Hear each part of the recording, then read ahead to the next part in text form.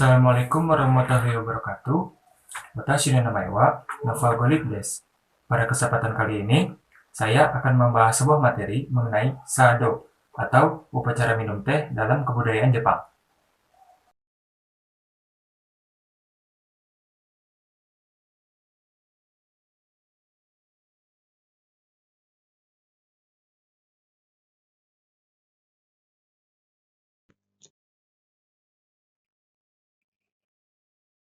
Bab 1.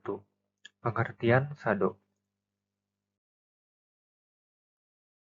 Upacara minum teh atau sado adalah ritual tradisional Jepang dalam menyajikan teh untuk tamu. Pada zaman dulu disebut chato atau chanoyu.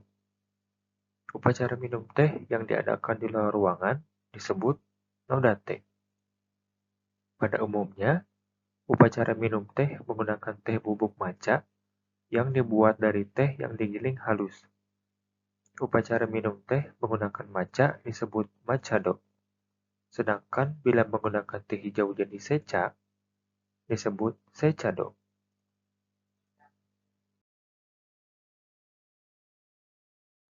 Bab kedua, sejarah sado.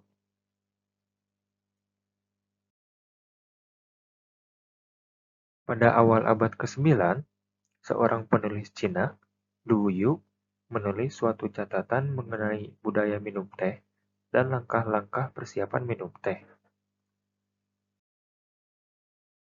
Idenya ini mempunyai pengaruh yang kuat terhadap perkembangan upacara minum teh di Jepang.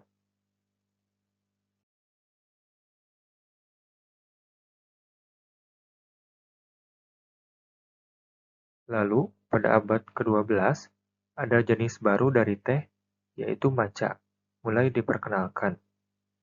Teh yang terbuat dari bubuk teh hijau ini pertama kali digunakan dalam ritual keagamaan di biara Buddha. Pada abad ke-16, tradisi minum teh ini telah menyebar ke seluruh lapisan masyarakat di Jepang.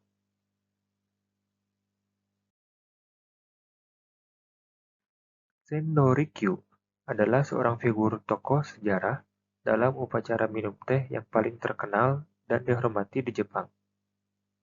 Dia memperkenalkan konsep Ichigo Ichie, yaitu one time one meeting, adalah sebuah keyakinan bahwa sebuah pertemuan harus dihargai karena pertemuan tersebut belum tentu dapat terulang kembali.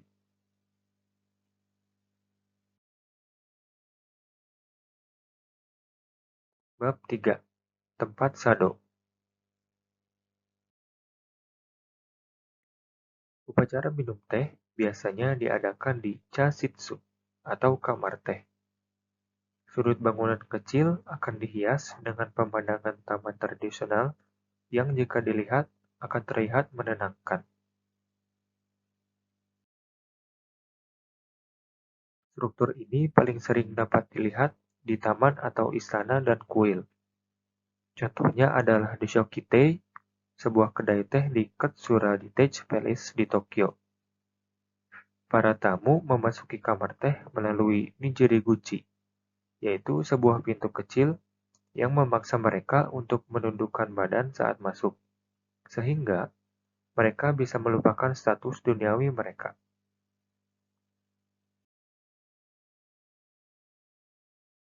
Bab 4. Aturan Sado.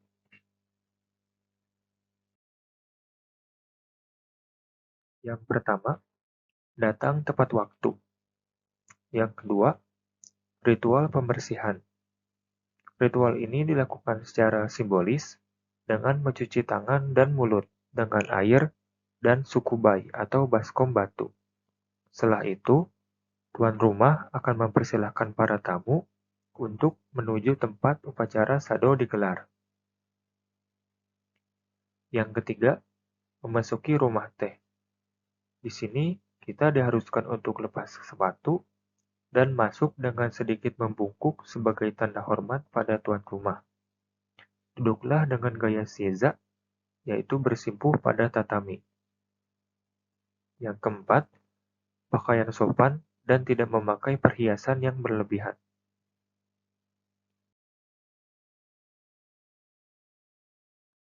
Bab 5. Peralatan sado.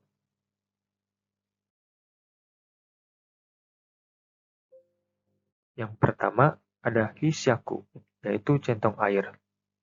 Lalu ada okama, yaitu gentong air. Lalu ada casaku, atau sendok teh. Lalu ada cawang, atau mangkuk air.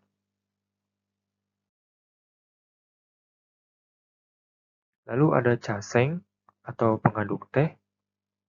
Serta natsume, atau wadah teh.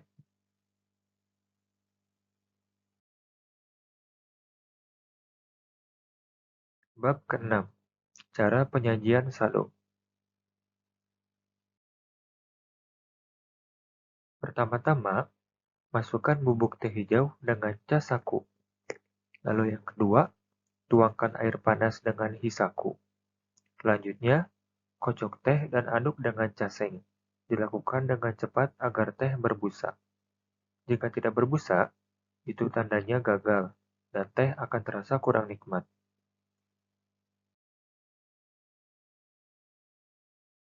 Bab ke-7. Tata cara sado. Yang pertama, duduk dengan rapi. Yang kedua, membungkukkan badan dan berkata, "Otemai chodai itashimasu."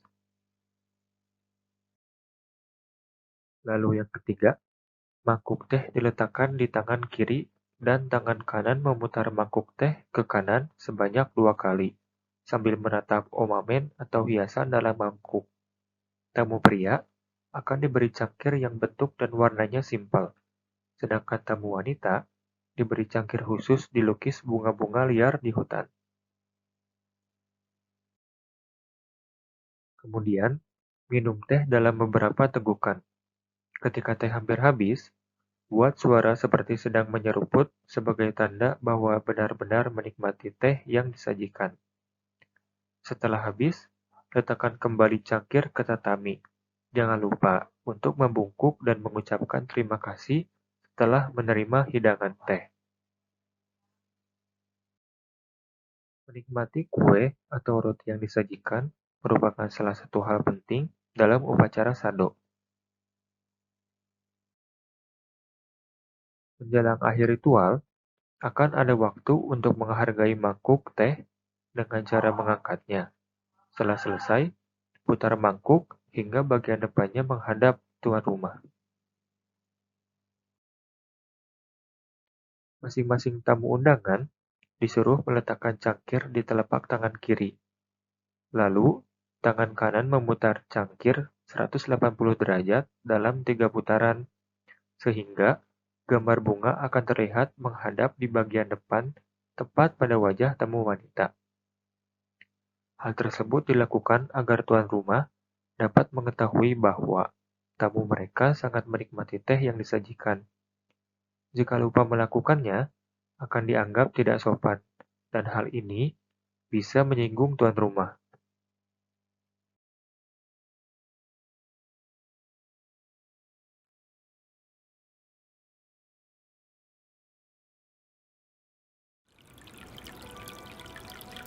茶の湯とはただ湯を沸かし茶を立てて飲むばかりなることと知るべし」っていう言葉なんです。お湯を沸かしてお茶を立てて飲むだけのことなんです。たったそれだけのことなんだけど、清めてあるきれいなはずのものをもう一回清める。茶碗だって洗ってあるし、それをもう一回清める。それは相手に対する思いやりですよね。で、そうしてくれることを客は見て、あ、こんなにも大切に扱ってくれてるんだなってありがたく思う。で、気持ちが一つになっていくわけ。それからこう一つのテーマに沿った物語が始まる。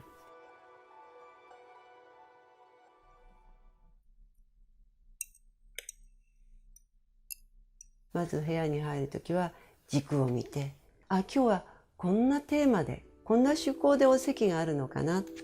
で、花を見て、あ、こんな花がもう咲き出したなっていうのを知り、釜を見て、あ、釜がよく起きてるな、美味しいお茶が立ちそうだなって言ってお客様は座るんです。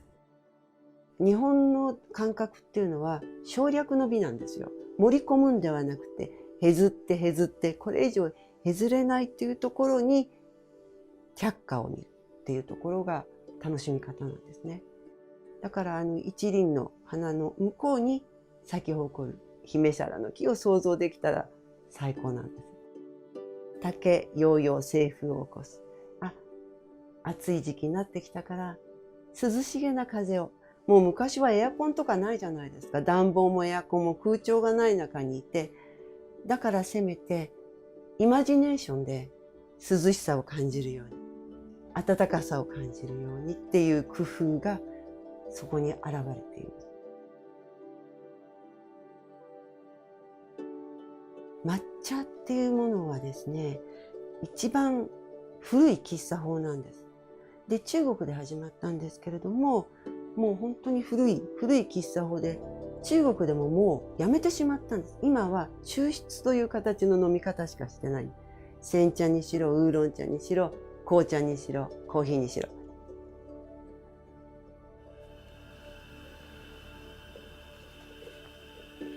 で、抹茶っていうのは茶葉を粉末にして攪拌して飲むという本当に原始的な飲酒法なんですよ。それがなぜ残ったかっていうのは茶道という形を取ったからなので、私たちがやめてしまったらこの古い喫茶法がなくなってしまうんですね。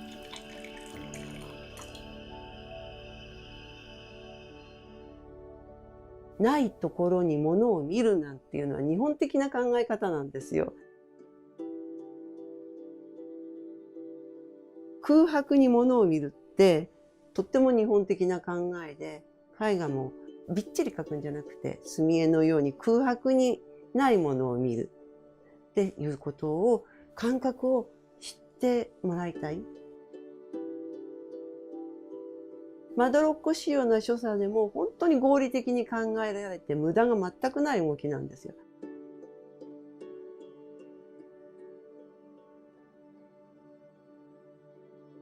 こうやって締め切った中で、外界から遮断された中で自分の中にずっと入っていくって瞑想みたいなものの世界をもっと楽しんでいっていただけたらいいかなって。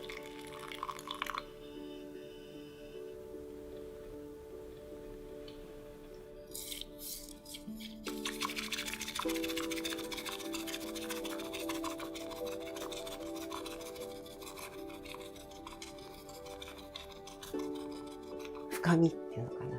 本当にね、自己探求なので楽しいです。で、哲学でもあるし。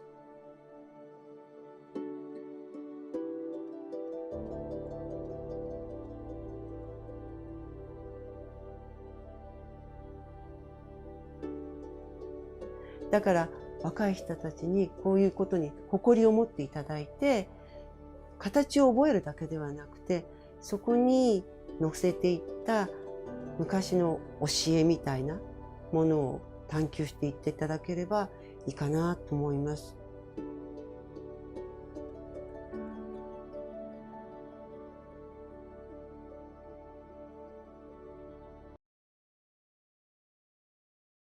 Sekian materi yang dapat saya sampaikan. Lebih dan kurangnya mohon dimaafkan. Arigatou gozaimasu. Sayonara.